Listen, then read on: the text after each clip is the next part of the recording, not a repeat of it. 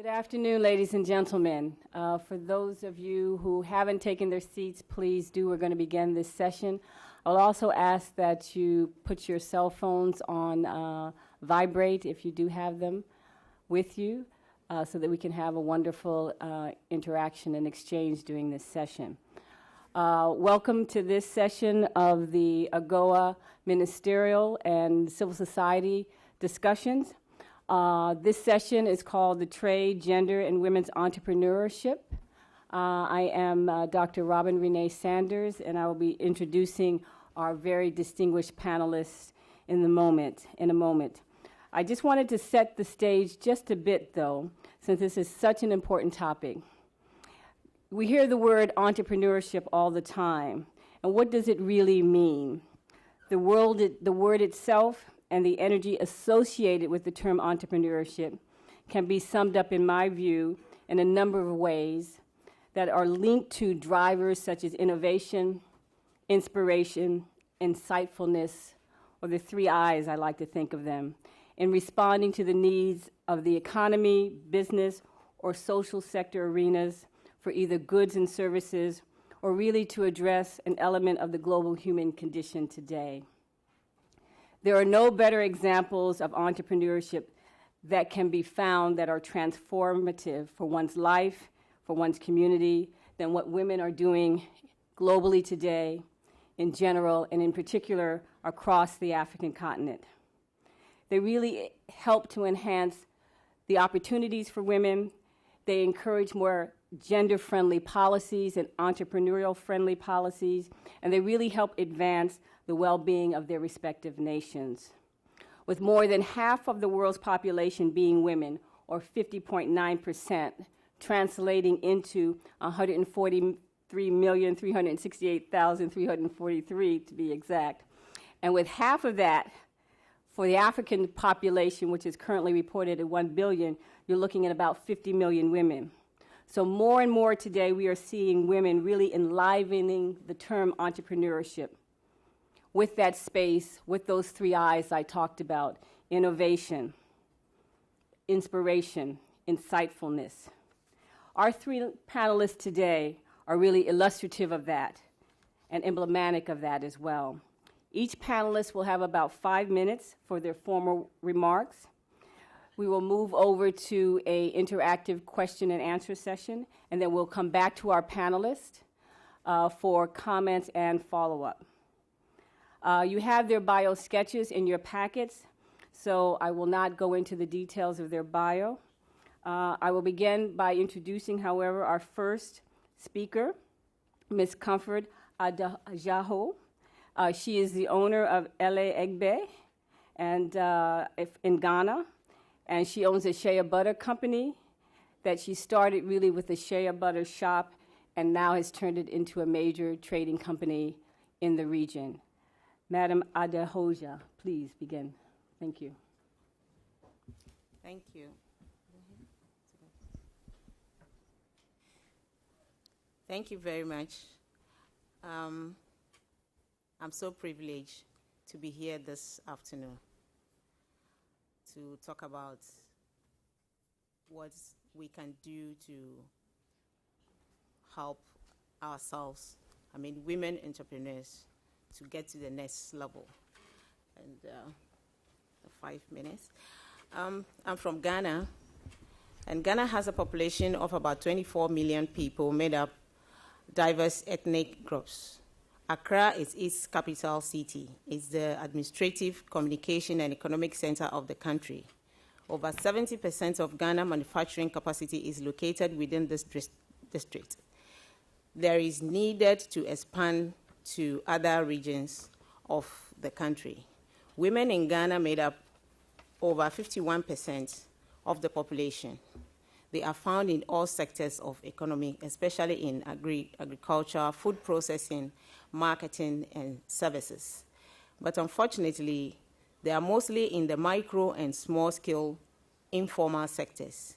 There are many reasons that have been documented for this state of affairs.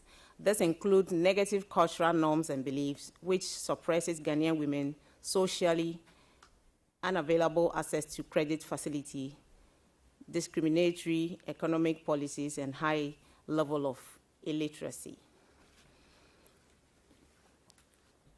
We have all these challenges, and we have AGWA also to be able to encourage those women to be part of it. I have in front of me the challenges and opportunities for small companies to export to the US.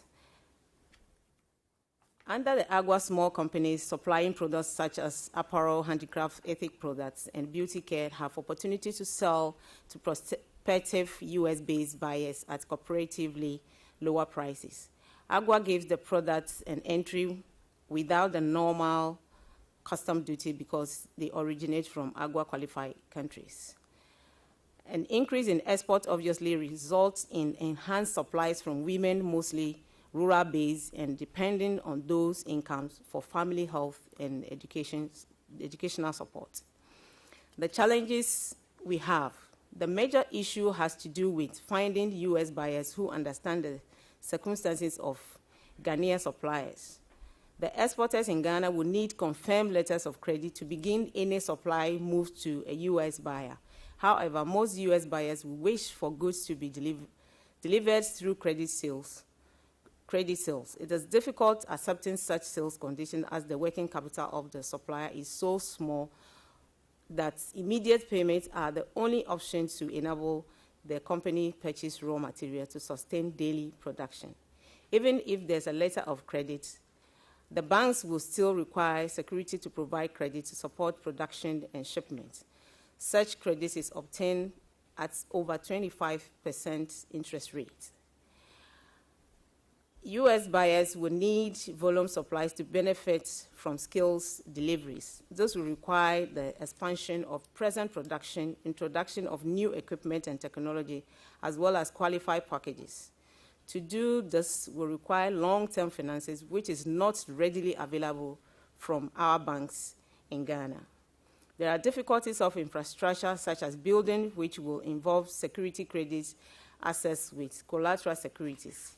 Using own funds takes so much time to get back, and thus locking up needed capital to support normal production. Our way forward, our Web Ghana chapter members have this put together their challenges for small companies to benefit from AGWA. The following is suggested: new ways of getting buyers to buy on credit terms from Ghanaian suppliers with some upfront payments made possible through committed banks in Ghana. Special shipping arrangement to consolidate supplies of company to limit cost of delivery of small volume shipments. Support from women packages for products to meet taste and standard of the US market. Assistance to improve production technology to meet design, safety, and quality standard of the US. Our Web Ghana is meeting to look at the above intent, delivering the following capacity building programs. 1, training for artisans, training on production processing for women's group, training on quality assurance, training in IT for managerial and entrepreneurial skill, French language so that we can be able to communicate with our regional trading, training on require for certain production unit, processing unit to meet regulatory requirements, capacity building to meet the market access requirement for both local and international markets. Training must be relevant to grassroots women's group, especially to literacy level. Training on export rules and international trade laws. Training on packaging, finishing, and arrival to the end user. I don't know if I have that. That's the project that we put together is to train entrepreneurs to have become more confident and more proactive and have expanded their vision in business affairs. And the projects will link up entrepreneurs to rural women as source of raw materials. This will create a supply chain for the sustainability of production. The rural women receive fair price and guarantee constant income for produce. It takes the trainees through the project, implementation cycle, and beyond to their workplaces. This project will link to the improvement of the quality of life for rural women and assisting them to produce quality of raw materials. We also want them to become peer-to-peer educators by visiting their colleagues on job and exchanging ideas and encouraging each other. So those are our challenges, and if those challenges can be met for our women in Ghana, we can be able to expand, and the rural women, the small businesses can grow, and we will all be at one level, going down to the people that we have down at the grassroots. I have 5 minutes, so I can really just jump in. Thank you. Thank you very, very much. You'll have a time to expand on the rest of your comments when we get to the interactive session. Okay. Next, we have Madam Hale. She's an entrepreneurial activist and founder and the executive director of the Center for African Women Economic Empowerment, or CAWEE. This center helps and provides capacity building for women entrepreneurs. Madam Hale, please. Thank you very much, Madam Moderator. I would like to thank the organizers of the CSO session in giving me an opportunity to share, as the theme of our panel is underlining specific interventions to empower women entrepreneurs. So my presentation mainly focuses on specific interventions that we did in Ethiopia in empowering women. As Comfort, the previous speaker, had been saying, women entrepreneurs in Africa in general, and particularly in Ethiopia, are mainly involved in the informal sector, micro-enterprises, wherein particularly in the case of Ethiopia, our Central Statistics Authority recent survey indicates that we have about 1 million micro-enterprises, and out of those million, 74% of them are operating in micro-enterprises. So you can see the huge percentage of women involved in the micro-enterprises sector. As said, as a common feature, all African women entrepreneurs are sharing. Our women entrepreneurs also face and deal with a range of challenges and problems on a day-to-day basis. And these have hampered their growth and their contribution towards creating meaningful and sustainable employment. And that's why when it comes to the focus of benefiting the AGWA initiative, we have only very few women involved in benefiting from that program. So why is that most of our women entrepreneurs in Africa, and mainly also in Ethiopia, are involved in micro-enterprises? What is the reason behind that? And why is it that this graduation process is always gradual, so that we don't see more women involved getting graduated from the informal to the formal businesses like in small and medium enterprises? So one reason is that the entry is very easy. It doesn't need much of skills, finance, and premises, and all others. Women mainly turn in micro-enterprises because they are essentially marginalized in the labor force and unable to be employed in the other employment alternatives. And their issue of lack of mobility when it comes to the gender roles, due to their families and household responsibilities, coupled with their lack of ability to secure proper operating premises, most of their businesses are home-based, which are usually sustainable businesses just from hand to mouth, which doesn't mainly change the lives of our women in Africa. Again, as Comfort had already said, women have meager financial and human capital, so that's why they always remain being micro and informal.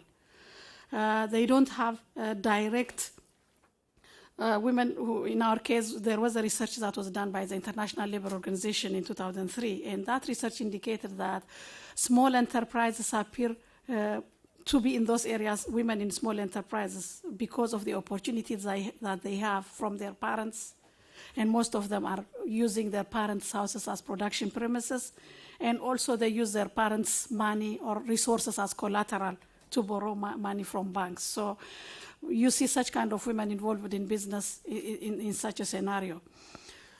In our case, particularly in Ethiopia, there is lack of concerted efforts in facilitating this graduation process, which I was mentioning, from the informal micro enterprise to the formal small business sector. That's why most of our women remain in subsistence and micro operations.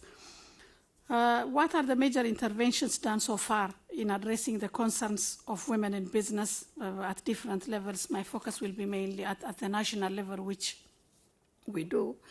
Our center, the Center for African Women Economic Empowerment, emerged in this process since I was working the major part of my young life, 24 years in the Ministry of Trade and Industry. But I saw a vacuum that nobody had been really taking care of those small number of women in business, mainly in export, so that I took the initiative that we founded such a center with vibrant women supporting me. So in this center, which I'm heading, we have a very close partnership with the U.S. Embassy in Ethiopia and also the USAID country office, where we usually bring buyers from the U.S., prominent buyers, so that they do a physical interaction to our women on the spot in the country. And also we were able to advocate for a fund where the USAID was giving us as a guarantee fund in 2008 an amount of like $4.2 million, which was not an easy money for our women in a situation where they cannot provide collateral to banks. So this money had been serving as a guarantee fund. So quite a good number of women had benefited from this resource and were able to use the opportunities to export through AGWA. One major intervention, which I'm very glad to share with you, what we did in Ethiopia is we didn't wait for the government to work for us. So we just took the initiative. We're 12 women in number, 4 of us professional and 8 of them pioneer women in export. 12 of us, we established the first women's commercial bank in Ethiopia. I'm sure that will be a unique exception, a lesson which we can proudly share to the rest of our African sisters. From the existing 15 commercial banks operating in our country, 3 of them public and 12 private, ours is uniquely a commercial bank founded by women, by pioneer women. And we're really proud of it. It was not an easy process. We started the task in 2008, and it's going to be operational in a few months' time. For your surprise, this bank has 64% of its share bought by women, which never happened in the country in a situation like ours. So from the existing private banks, 12 operating, it was not only 2% share that was bought by women. So you can see 64 of our shares is bought by women. Then we can claim women have the ownership of that bank. So in this particular bank that we are very proud of, we have our CEO woman, which never happened in our country. All the CEO, as usual, are men.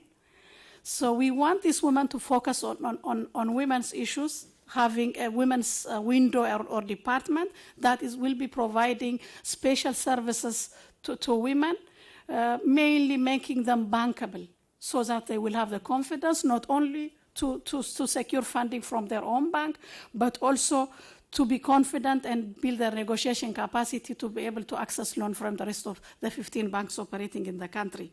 So we're really proud to share this intervention, which we really have become across. The other initiative which we proudly can share with you is we have started working with the value chain of connecting traditional weavers to the export market. It doesn't make sense when you think of bringing traditional weavers to the export market because the process is so difficult.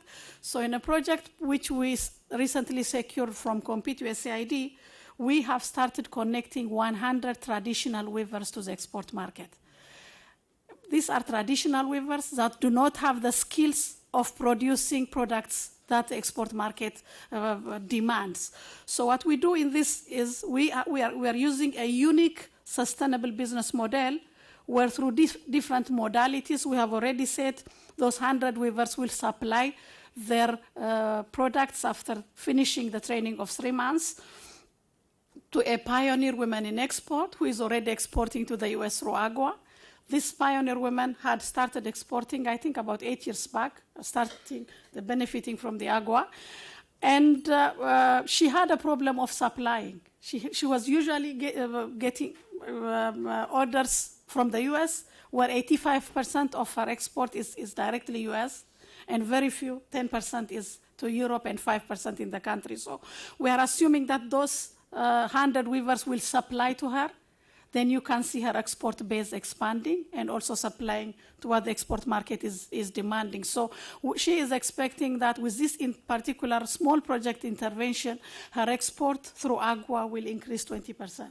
So we're very proud that we are starting this initiative, and we're thinking of replicating such an initiative so that we also connect rural artisan women to the export market through different initiatives like those.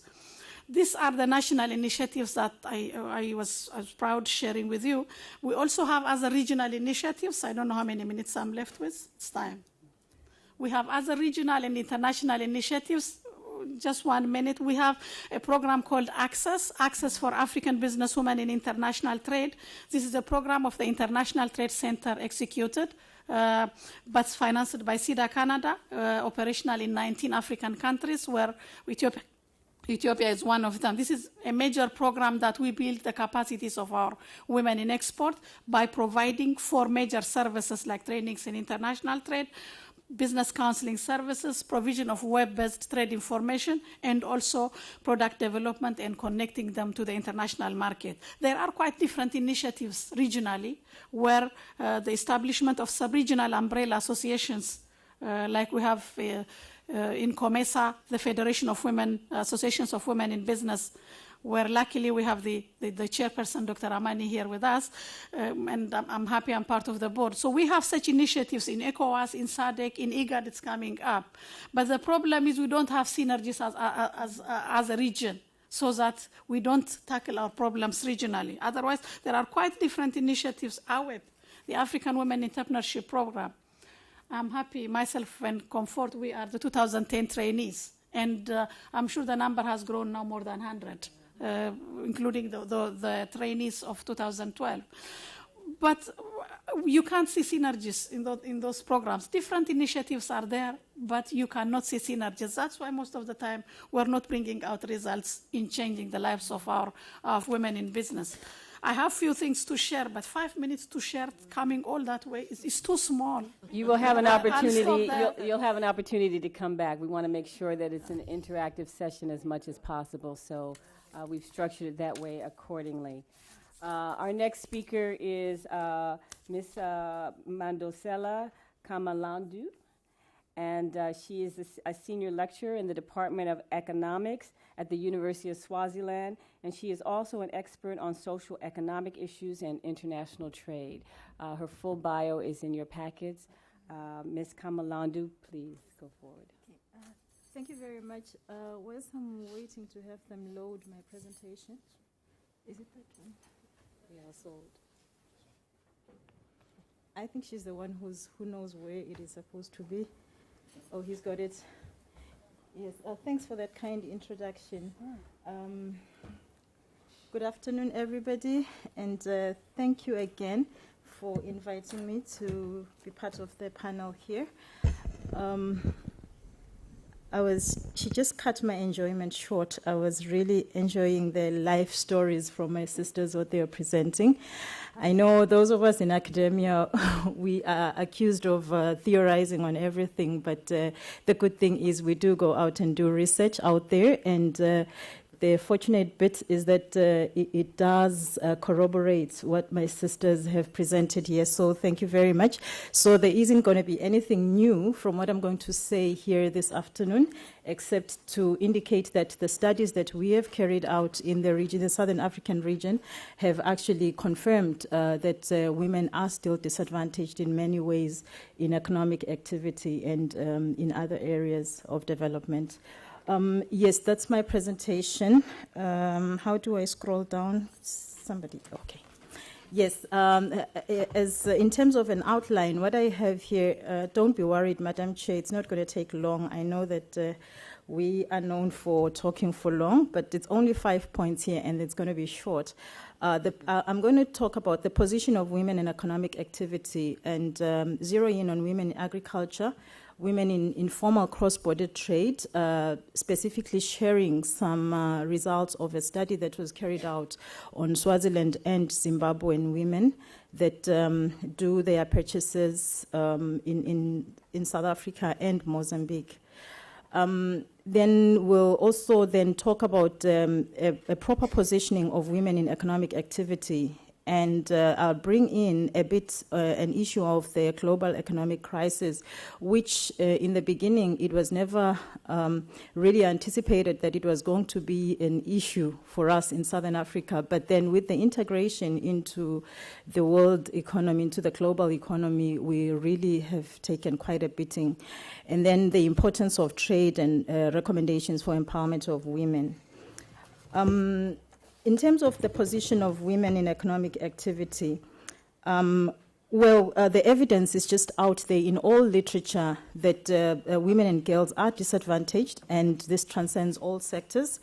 There are very varied reasons why this is so. In some cases, it's actually being enforced by national legislation, which doesn't seem to be favorable to the position of women. Like, for example, in my country, women that are married in community of property still lack the power of attorney. And, that really tends to limit them in terms of the kind of resources that they can be able to tap into. And then, and generally, the social constructs, we know they can be an issue. Then even when looking at women that are employed, even in the textile industries, you'll see that it's mainly unskilled laborers. Yes, we are grateful for the number of jobs that are being created, but it also matters the kind of jobs that we have. And I think as Africans, we need to look into how we can actually upgrade those jobs to ensure that the incomes in those industries are actually increasing. Then there's also the problem of the stereotype professions, which we're still trying to break some of the, just the social constructs that really lead people to stereotyped professions. And then what we need to understand here is that although there are a lot of interventions worldwide, the issue of lack of access and control of resources is really what has kept women languishing in poverty and, not being able to go far even in their entrepreneurial activity. And then what the world tends not to understand is that as long as there is a resource out there, an untapped potential, it will always translate into a world that operates below productive capacities. So it is important that all sections of the population be equipped to be able to take part in mainstream economic activity. And then in terms of continuing the position of women in economic activity, particularly looking at the type of entrepreneurial activity, we note that they largely operate the small and medium enterprises. I have quite a list that, a range of activity that they tend to be engaged in. This is not just in my region, but I've learned that even in other regions, they will find themselves in a range of small businesses, and there's not really even much plan in terms of upgrading those businesses to, to be at par with the world conglomerates.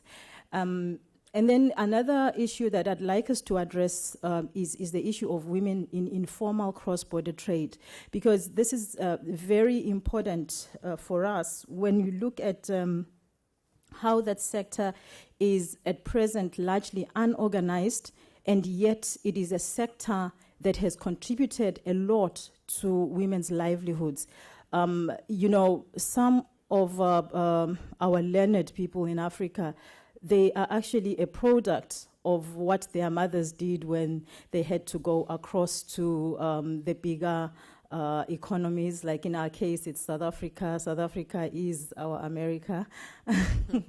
My brother here is kind of chuckling, but that's the truth for us. And, a lot of our families have actually been equipped and gotten their livelihood sources from there. And then what we need to see here is that in the goods that are traded from the countries of origin, these are goods that show that people have a potential to develop into high-tech industries.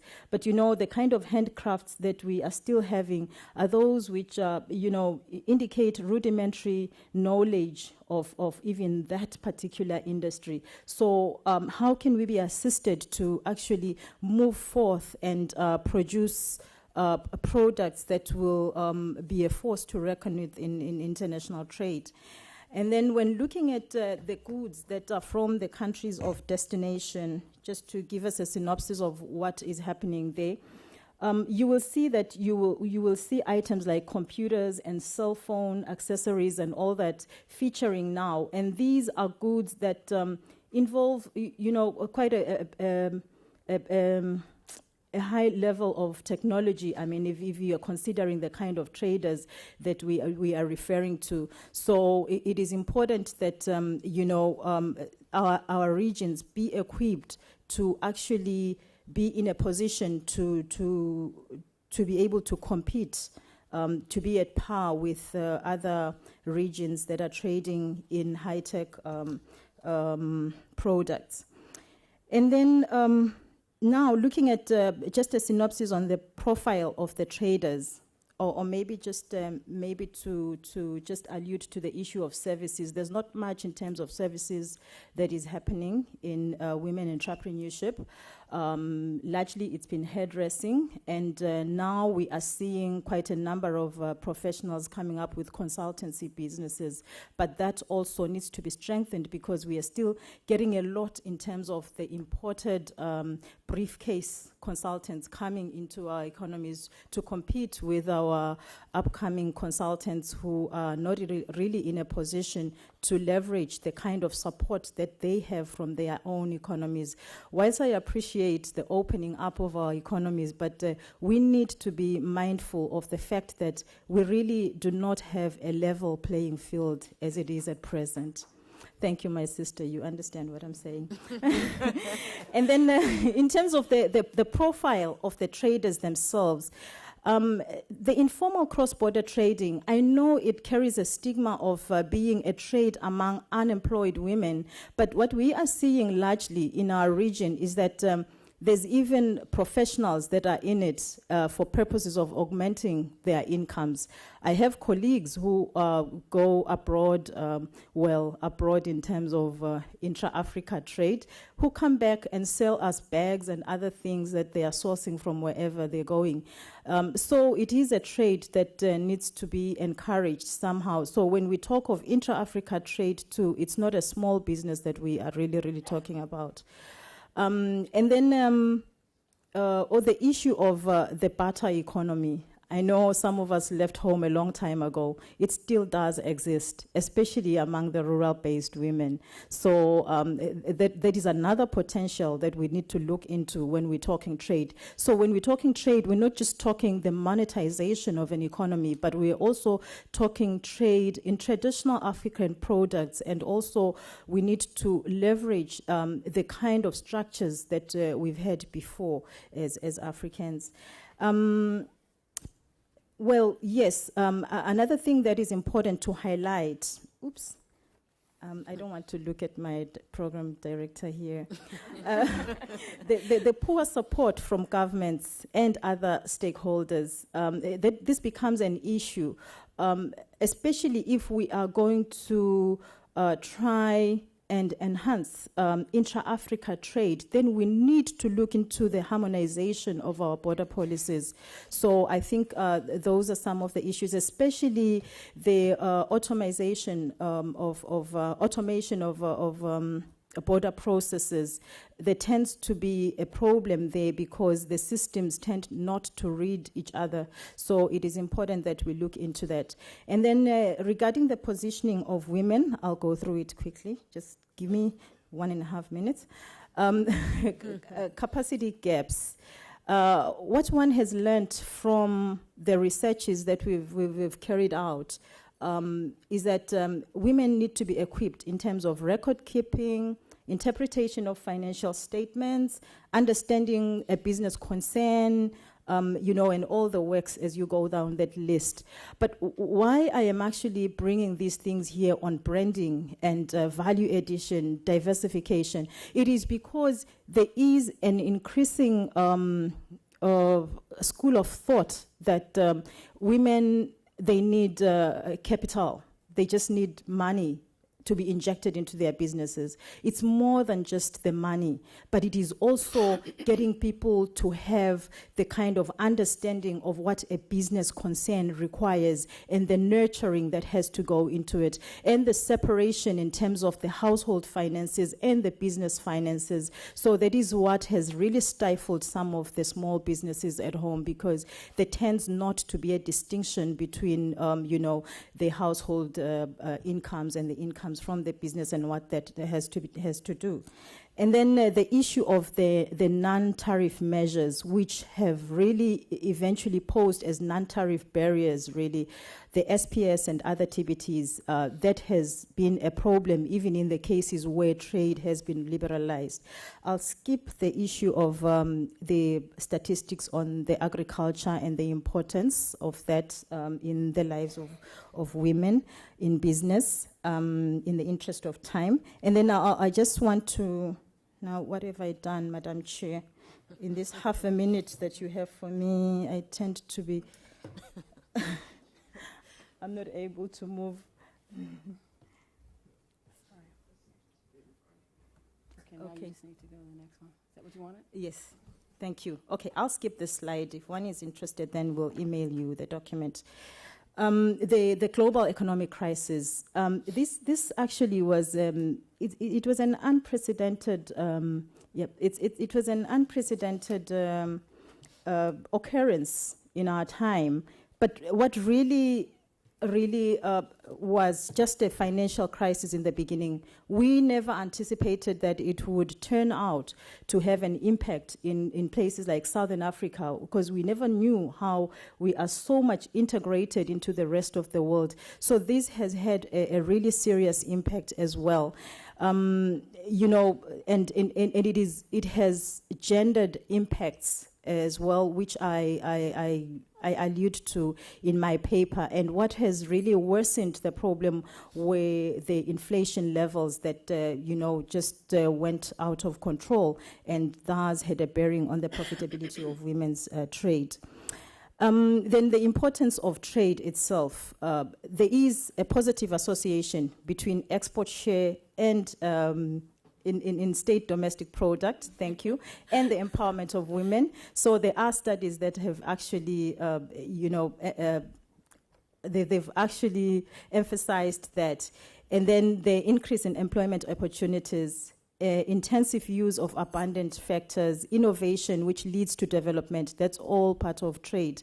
And then in terms of recommendations, as I end, Madam Chair, we need to have a conducive policy environment, both at national, regional, and international levels, positioning of women in business, favorable national legislation, enhanced access to international trade, hence the whole thing about the third country fabric being very important for us. And then lastly, the focus on sustainable development and the green economy, which we have not alluded to in this conference. These are issues, it's not just a buzzword because of what is happening in Rio Plus 20, but the issues of economic development, social equity, and environmental protection, they are key for the advancement of business women entrepreneurs, and then the optimal case, which I leave with you on the screen. Thank you. Thank you very, very much, Madam Kamalanju. Our last panelist, but certainly not least, is Madam Anola Mafi. She is the program manager for West Africa for the Vital Voices Partnership, where she provides program and development support for Vital Voices economic and SME development in both the U.S. and in sub-Saharan Africa.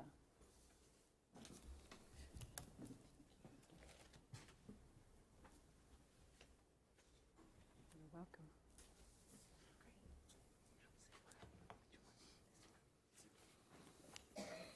I'll figure it out. Hello, everyone. Thank you very much for having me here, and thank you to the CSO Forum organizers, to the Working Committee, and also to the Planning Committee. So thank you, and I wanted to welcome to my fellow colleagues. I'm seeing a lot of faces that I know, so that's a good thing, and that we're all kind of rallied behind a subject such as this. And this is kind of the wrong one, but I hope from this, I'm going to mainly focus on why we do the work we do with Vital Voices, why and how we do it, I hope that out of it, and from our experiences with SME development, with work with women leaders, that my CSO colleagues can get a sense of where they can intervene and where are the intervention areas when it comes to supporting, not just empowering. Sometimes I have a problem with the empowering word. More supporting what is already existing. As we're hearing from the women, there's an existing passion and interest, and they want to build and grow their business and take up opportunities. What the role of many of our roles is as intermediaries is to leverage those efforts so that they can be able to take on those opportunities. So I like to say support rather than empower. And also for lobbying, my CSO colleagues, lobbying for a more enabling environment for women, business owners and professional women as well, who may enter into entrepreneurial activities. I think there's a key role for us to play there. So that's what I'm hoping that you can get from my presentation. And also not leaving out the entrepreneurs themselves. You are the reason we're actually here. So, and I'm here and I work every day. So hopefully you can see how you are positioned in your business and fill the gaps and see where you can get that assistance. And I hope to give some examples of assistance either with Vital Voices or also with our partners that we work with. So it's a real tangible, practical presentation. Just to give you a little bit of information about Vital Voices, we identify, invest in, and bring visibility to women leaders. This all means that essentially we play an intermediary role, as I mentioned earlier.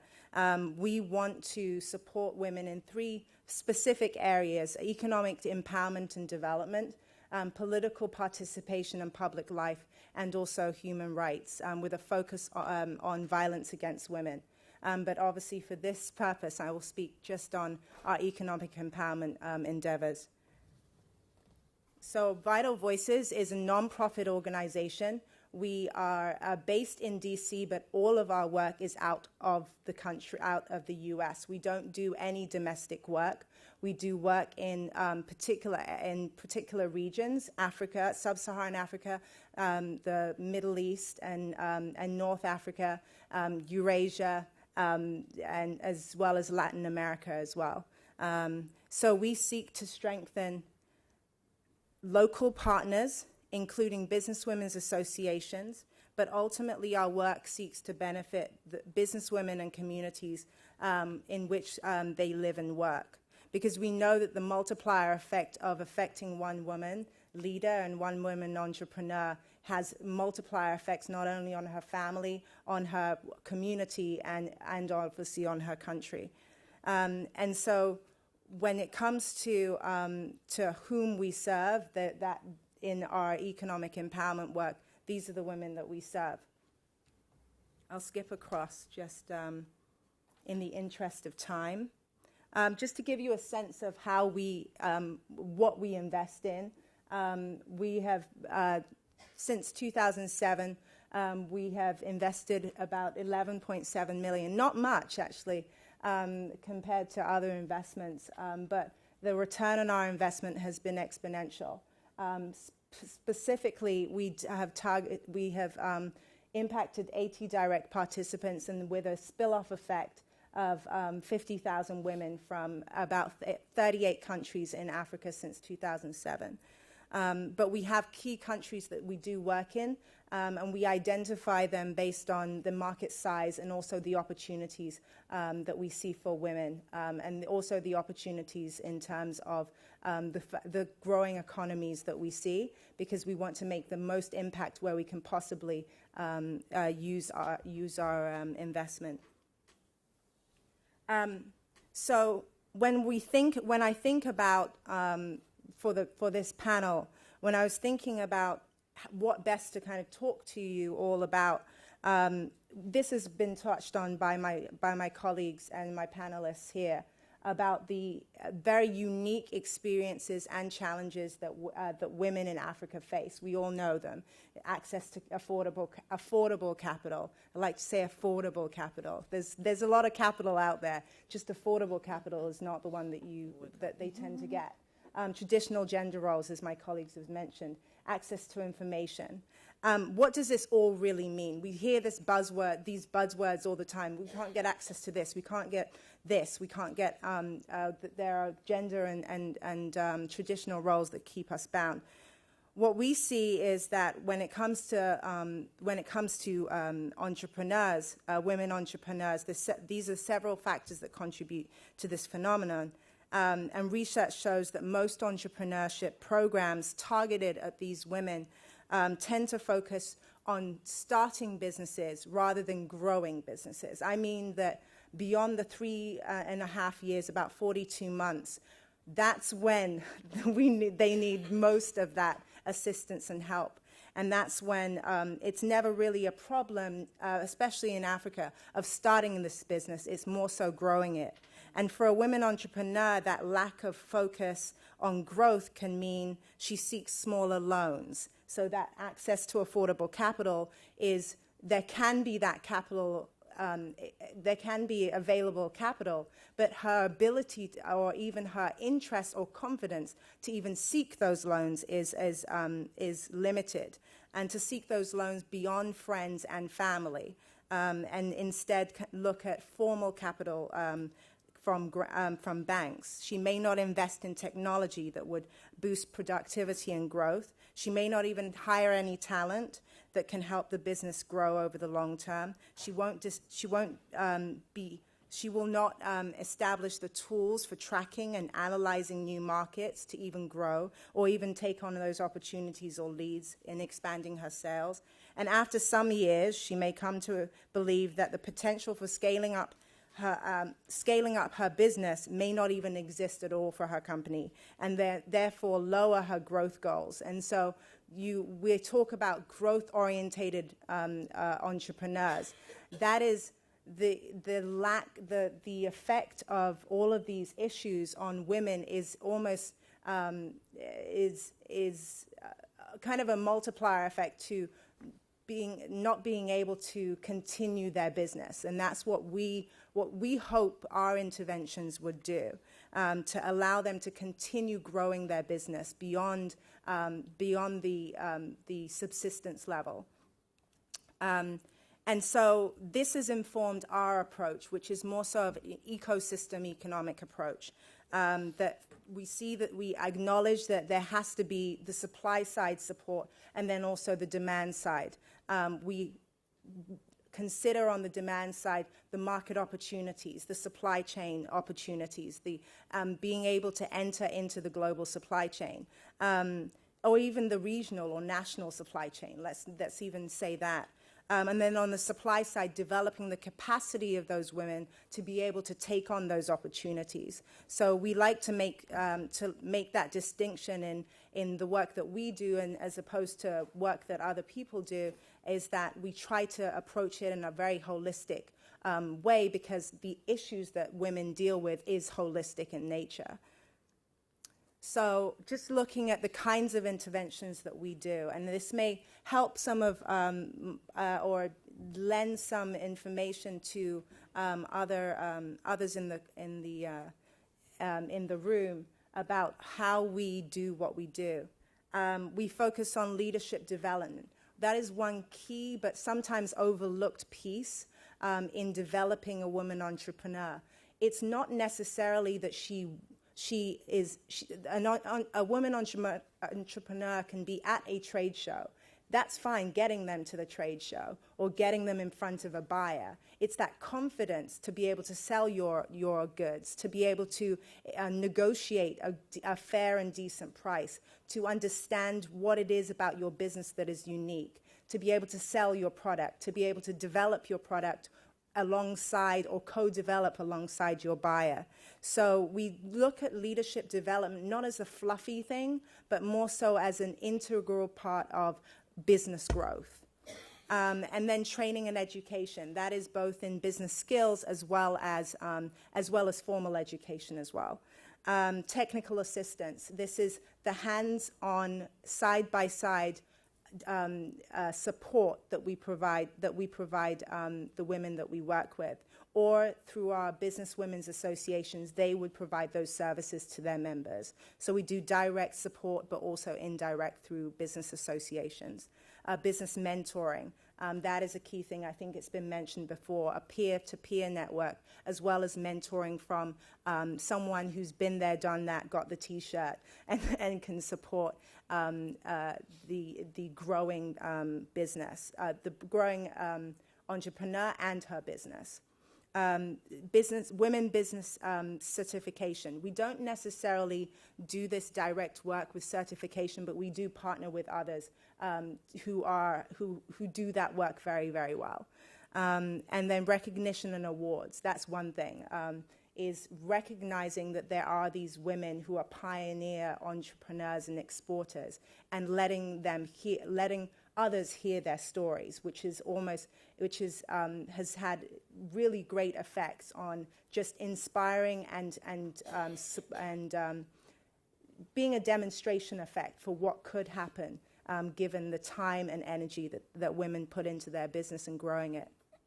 So all of that obviously it leads into the outcomes and the impacts that we hope to get, which is stronger business leaders, not just a couple or a few who will end up being on all the speeches and all the panels, but a critical mass of women, of business women and business leaders, and the growth of women-led businesses.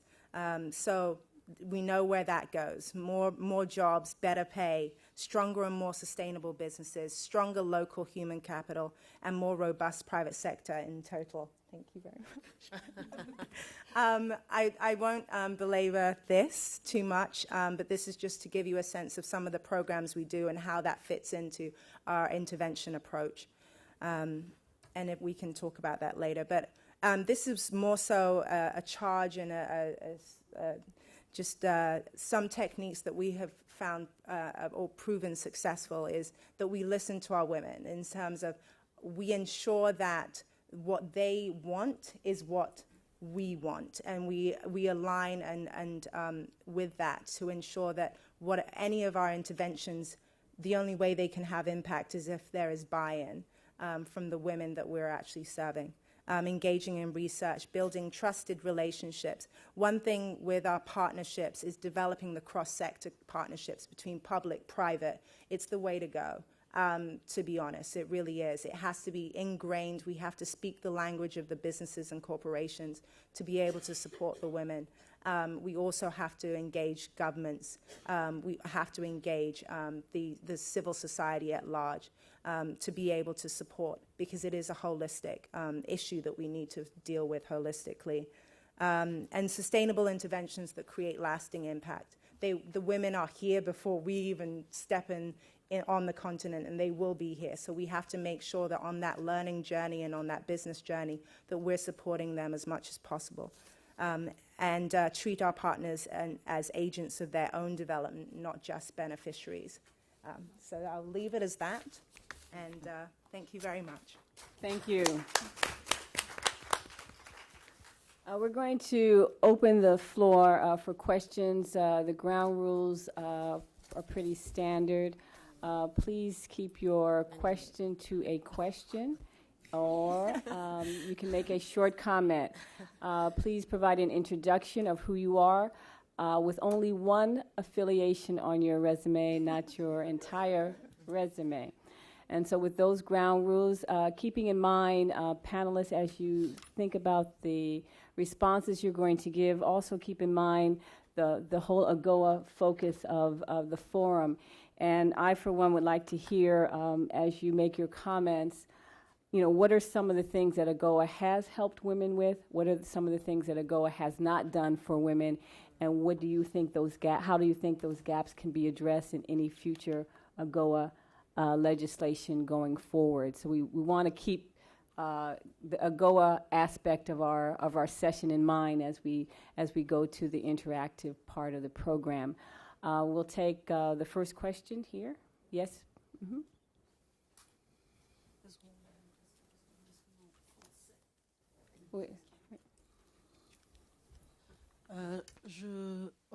Hello.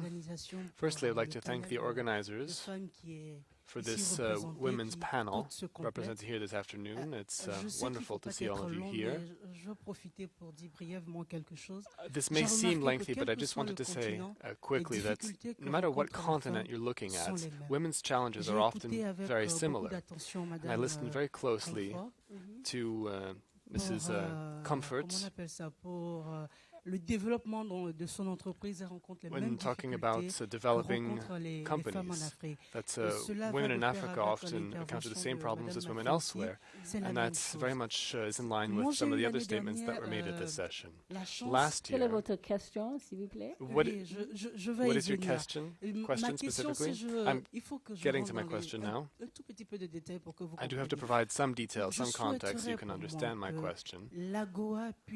What I would like to see is AGOA support women, not just in terms of access to credit. Of course, access to credit is important, but long-term access to credit, not just microfinance. One thing that I've noticed is that there's this stereotype here. Whenever a woman needs credit, one would think that 5,000 euros, that's enough. Microcredit will be enough, and that large amounts should only go to men. So I think AGOA should try to address that issue. So we're making a comment rather than a question. Okay. It's a recommendation, says the audience member.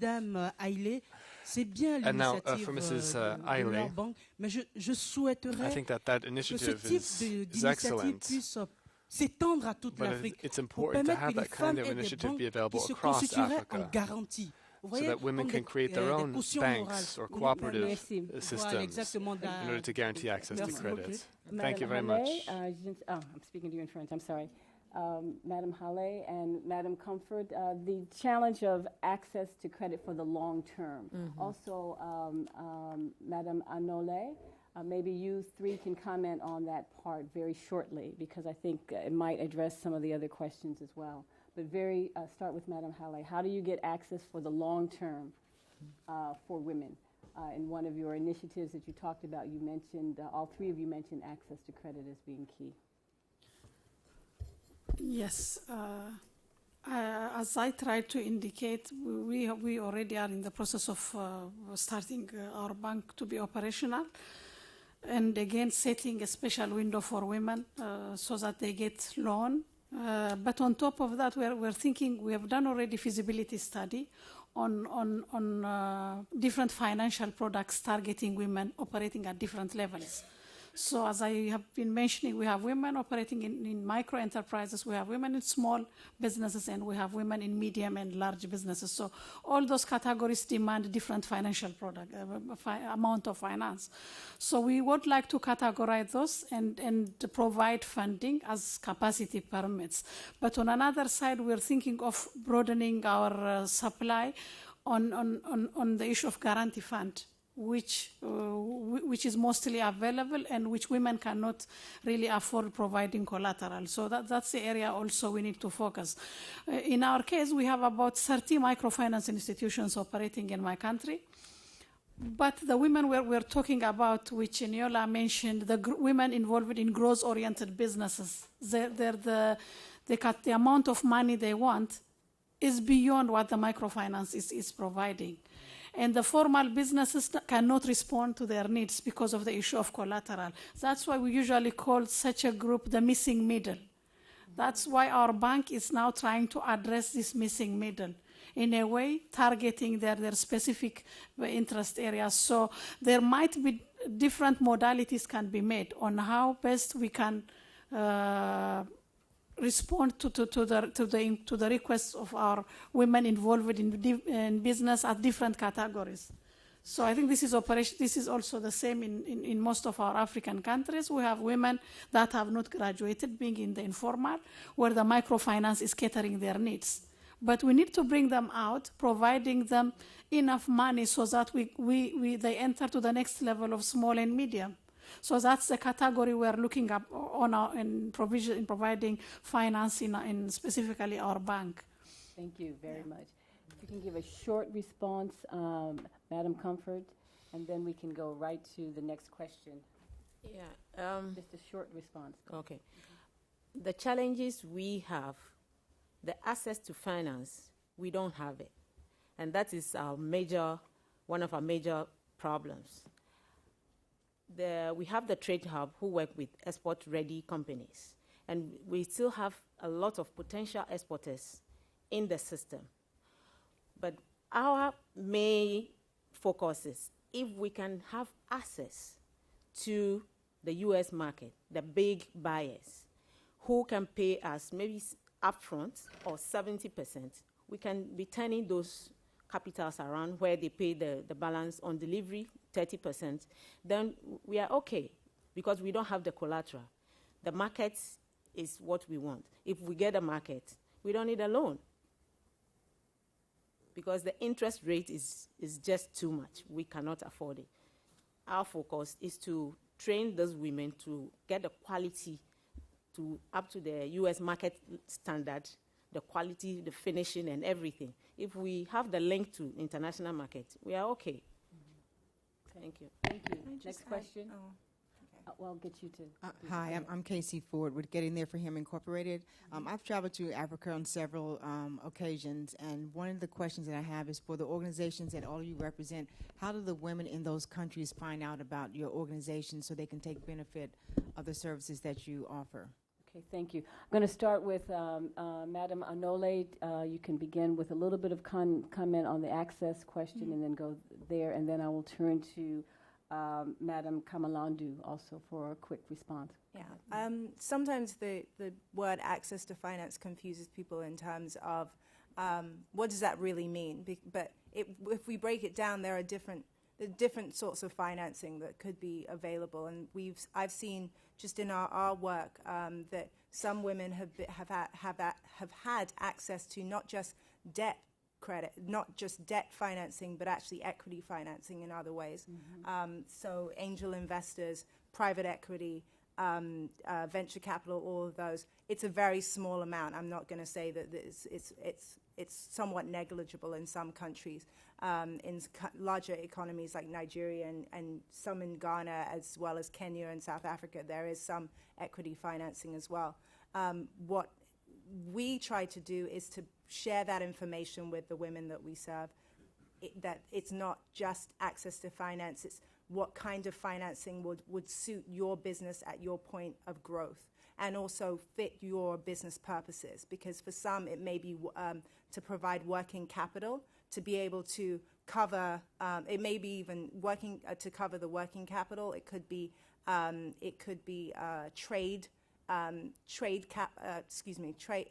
export financing, so that you can be able to cover that stopgap to be able to fill your orders. It could be various different things, and so we try to speak to the women.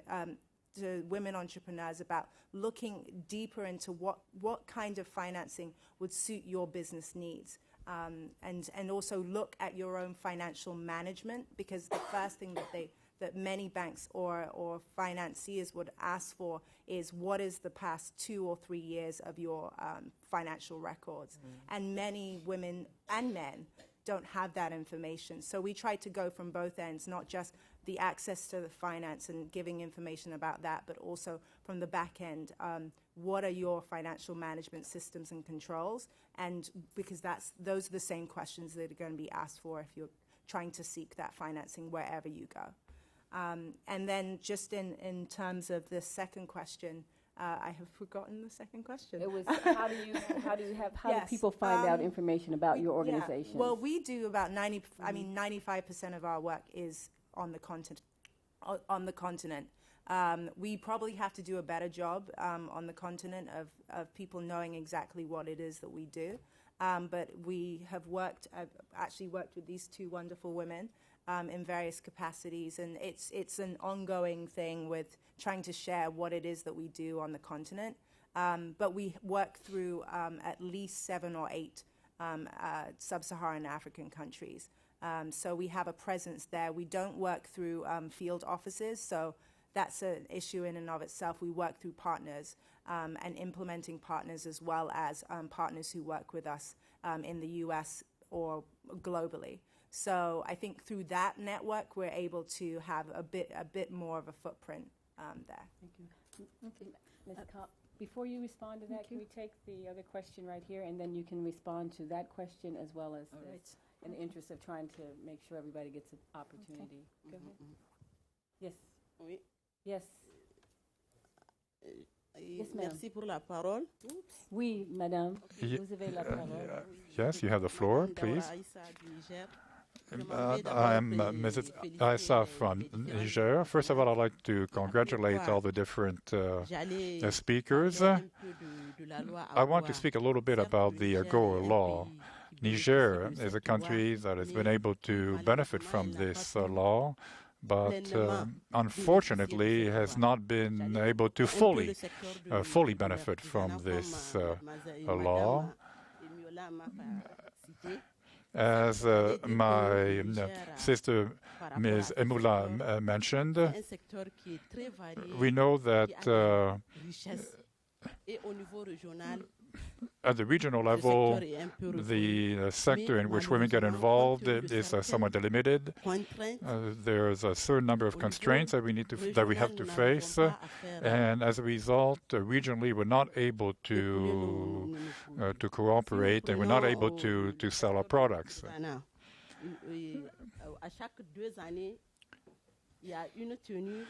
If you talk about, for instance, the design sector, in terms of the design sector, that could involve a lot of women who might be involved in handicraft, in creating textiles. And locally, we're not able to even consume our own production.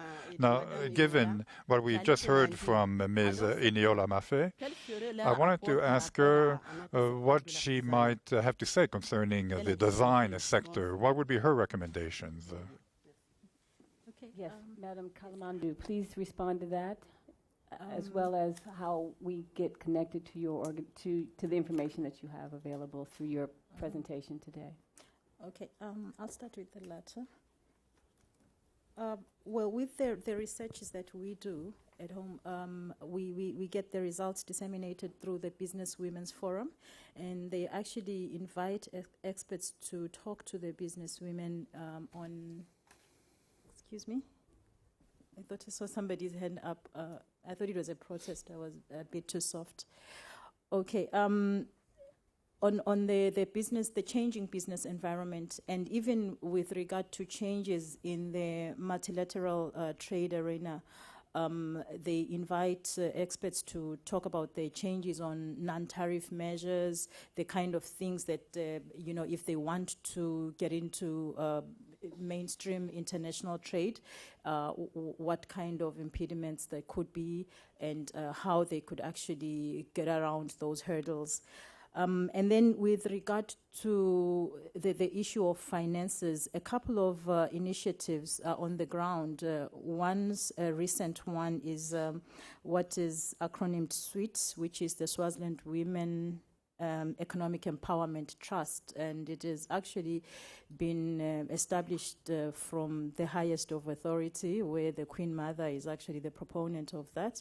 And what they're trying to do is to get women to save and then be able to borrow from that fund. And then there's a couple of cooperatives, initiatives, savings and credit cooperatives, where women have been using that a lot. But there have been issues there with regard to people not being in a position to actually access the savings, component of that, and as a result, not being able to borrow. But that has been important in terms of helping them not to be victims of the high rates of interest that they tend to encounter when they go to informal money lenders.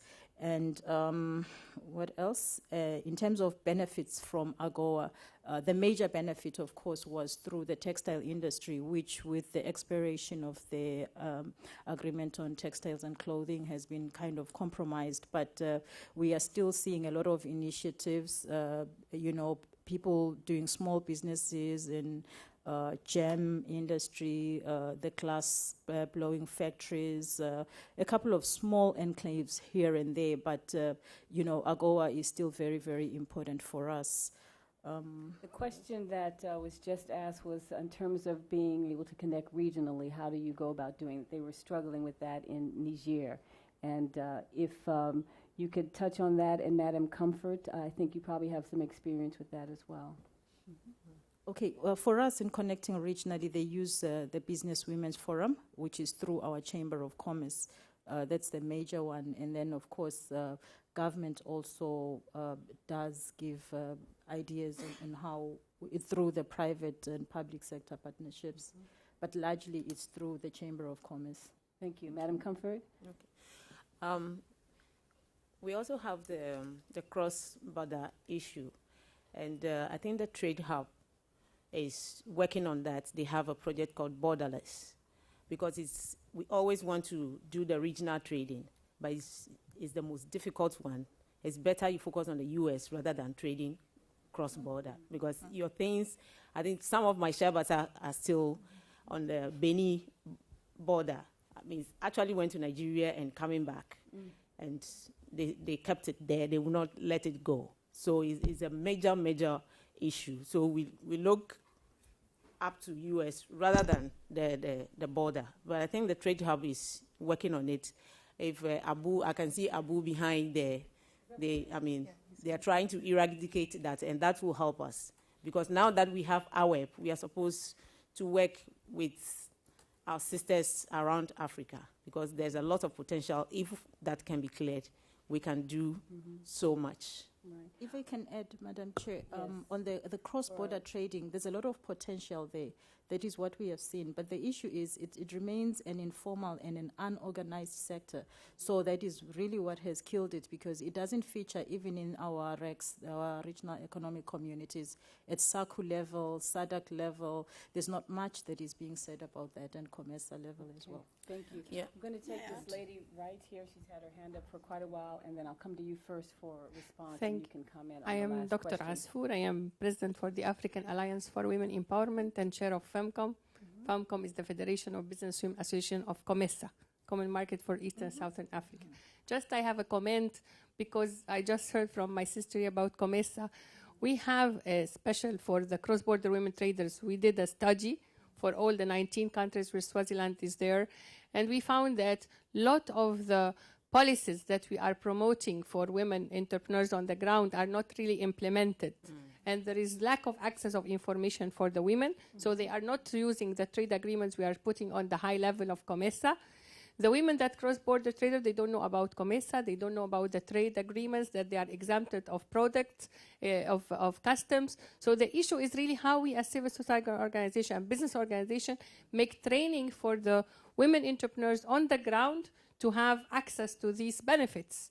And also train the custom officials, which the governments, to tell the rights for the women cross-border traders, because they pay customs, although they are not supposed to do it. So the issue of implementation. The second issue is really addressing all the challenges of economic empowerment of women, and it's not only access to finance or not only access to information or access to capacity building, it's a holistic approach. So within FEMCOM, we had a strategy of having trade houses and business development centers. It's implemented in Egypt. I am president of the Egyptian Business Association.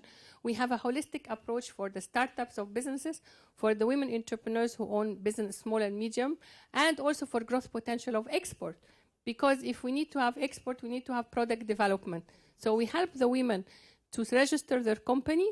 We help them to have product development with value addition. It's like branding, packaging, everything, and also to have marketing tools, because most of our women, they don't have marketing tools like websites, brochures, and we give them the access to the international market. So really the business organization should act as an intermediary for empowering the women on the grassroots, and even those who are already empowered to have access to the information. So this is actually it's a short comment to really liaison together and to see how we replicate this business development center and business incubator in our region. Thank you. Thank you for that intervention. I'm going to give Madam Hale the last short comment in time, and then we'll do a wrap-up, and we'll be finished pretty much on time, as I promised the coordinator I would do. So you have about 30 seconds. On the question, how do they know about us? We usually popularize what we're doing, which most of our institute, which we don't want to, but we want other people to talk for us. But this is a culture we need to develop. We have to tell to the audience, to whoever is concerned, that we are doing this and that. So my background working for decades with the government had been instrumental so that many women know about me. And again, when we found this center, they know that we're doing it. But we really did popularize it, and we did use the print and electronic media. So whichever program we are having, we are launching, we are best in using the media. So the moment they listen to the radio or TV or read print, they just come to us. Sometimes we cannot respond to their needs. On the benefits of AGWA, the project which I just mentioned on connecting 100 weavers to the export market, this particular pioneer exporter through the AGWA to the US had about 500 weavers on board. So we're now going to add 100 more weavers to her and continue adding more weavers. So you can see the employment opportunities that other poor weavers are going to benefit from her. And again, herself, one single company generating foreign currency, which a country like Ethiopia is in short of getting that. On the issue of product development from Niger, we had the experience of bringing product development experts, expatriates, where in most cases, 3/4 of our donor support goes to the payment of the expatriates, because we pay their professional fee, we pay their accommodation, their transportation, and all those.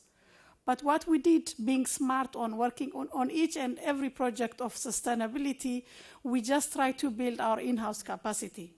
So we no more bring product development experts mainly in the areas of hand weaving. We have equipped our capacity. We have pioneer women in export, mainly specializing in hand-woven products, targeting the AGWA, the US market. Now we have stopped bringing expatriates. We are using those women as product development experts. So this is what we do. Thank you very much. 30 seconds, Madam Anole, for a wrap-up. 30 seconds. I'll let other people talk. Okay. Madam Comfort, your last 30 seconds. Well, I just want to go back to what our sister said. One thing I realized recently when we opened our web membership, Neola mentioned that the problem is not starting business, it's growing it. These women have these businesses there. You see them with this product that has the potential, but the setup, they don't even have the company registration. Even if they have it, it's about 5 years, they don't know they have to renew it. And the next thing is, they said they need funding. Okay, do you have a business plan? It's like, here they go again. That thing. It's like a barrier. They thought it's for the big business people, but it's just something to guide you, to know what you want to do this year, next year, and how you want to see your business in 5 years. And the next thing is website. I can't afford it. So they stop there and they remain where they are.